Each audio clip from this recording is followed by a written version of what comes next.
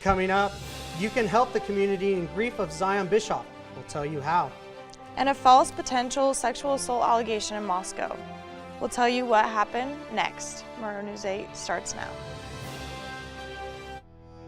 From the Northwest Public Broadcasting Studios on the campus of Washington State University, this is Murrow News 8.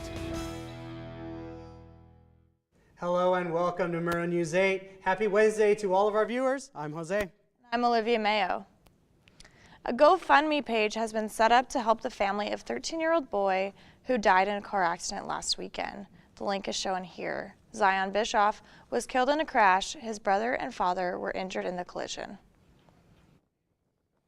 Moscow Police Department has completed an investigation into a sexual assault case that happened near Gormley Park. This was a false report. The person who told the police said the assault happened near the University of Idaho campus on November 11th. The campus division of Moscow Police has conducted a thorough investigation and determined the assault was a false report. Police say the assault did not take place and the case is now closed. The UPS Customer Center in Pullman has closed for good. The desk at the UPS warehouse on North Grand Avenue closed over the weekend. There is a UPS access point in Pullman that offers limited services. The closest UPS full service is in Moscow on Pullman Road next to Mod Pizza. Scientists at Washington State University and Lawrence Berkeley National Laboratory have broken a speed record using nanoscience, which could lead to new advances in improved battery charging, biosensing, soft robotics, and neuromorphic computing. An advisory regarding a continued increase in reported cases of whooping cough. Whitman County has one of the highest cases in the state, with nearly all cases associated with WSU. As you consider your plans for Thanksgiving break, if you are feeling unwell, we ask you to stay in Pullman and help stop the spread. And coming up after the break, WSU police tell you where not to park over the holidays. And an update from the downtown on what business owners and the community have to say next.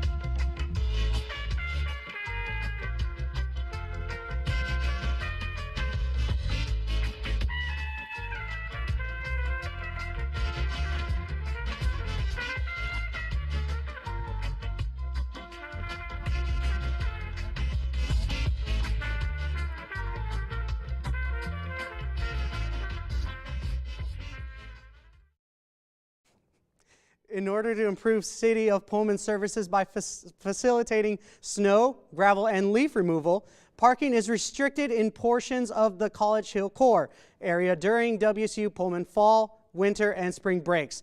Parking will be restricted between the hours of 2 a.m. and 9 a.m. next week. Downtown Pullman is done with the construction that may have been affecting how you get from point A to point B. Our reporter Sam will have more about what is going to happen down there next. Downtown Pullman is in the midst of a major facelift, with crews working to update roads and sidewalks. While the construction promises to improve walkability and traffic flow, it's also creating some challenges for businesses. For local businesses, the ongoing construction is more than just an inconvenience. It's a challenge to daily operations. One business owner who has seen firsthand the effects of the roadwork and sidewalk updates is Tanya Suzmals, owner of Rico's Public House, located right in the heart of the construction zone. I'm very excited about the construction. I've been here for 45 years and I've really watched as our downtown has declined. And I think this is the start to something a lot better. But it definitely has impacted our business this summer. We've seen losses $20,000 to $30,000 a month. So, or not losses, but decreased sales. While local businesses like Rico's Public House face immediate challenges, city leaders and organizations like the Pullman Downtown Association are working to ensure that the long-term vision for a more vibrant, walkable downtown comes to life. We spoke with Chelsea Whitney to learn more about how these projects fit into the bigger picture for the community. I know a woman who tripped and broke her ankle on the sidewalk. She was 75, walking, tripped just on, a lip of a sidewalk that was raised from some tree roots and broke her ankle. So just the accessibility, I think, will be so much greater. Also, the new curb bump outs will slow down traffic on our main street. One of the tricky things with downtown Pullman is our main street is a state highway. So being able to slow down traffic there, I think, will be a really good benefit for downtown. Behind the planning and the permits, it's the workers on the ground who are bringing these projects to life. We spoke with Storm, who has been on the front line of the downtown improvements, to get his perspective on the progress and the challenges of working in such a busy, high-traffic area. I mean, we're trying to stay out of their way. That's the best that we can do, try to let pedestrians go by and trying to get everybody where they want to go. That's the best we can do. I'm Sam Fulton with videographer Jesus Furias, Murrow News 8. The Lewiston Police Department has arrested a man in connection to a stolen vehicle. According to a police officer located the vehicle and attempted to conduct a traffic stop on the stolen vehicle. The driver exited the vehicle and fled on foot, then was later found near the Schweitzer Engineering Laboratories. And for anyone driving to Spokane for Thanksgiving break, be aware of slick roads. Last night there was a storm in Spokane that involved rain and snow, leading to slick road conditions. As the temperatures rose, most roads in the area are now just wet, improving driving conditions.